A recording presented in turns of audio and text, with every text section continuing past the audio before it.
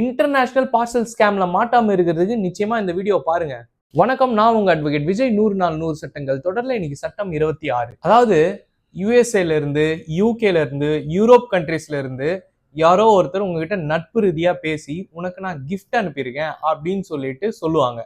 அப்புறம் வேற ஒரு நம்பர்ல இருந்து கால் பண்ணி உங்க கிஃப்ட் வந்து கஸ்டம்ஸ்ல மாட்டிக்கிச்சு, அதனால நீங்க கஷ்டப்படாம கொஞ்சம் காசு கொடுங்க அப்படின்னு சொல்லிட்டு ஒரு 50,000மோ 1,00,000மோ 2,00,000மோ வாங்கிடுறாங்க.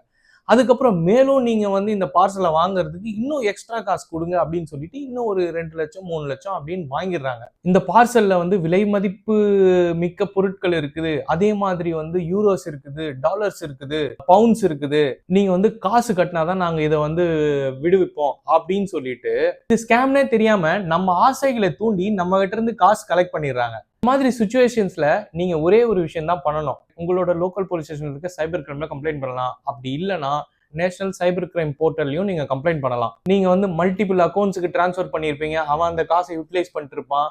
அதனால இனியாச்சும் இந்த மாதிரி ஏமாறாம இருங்க. இந்த வீடியோவை நிறைய பேருக்கு ஷேர் பண்ணி தெரிய வைங்க. நன்றி.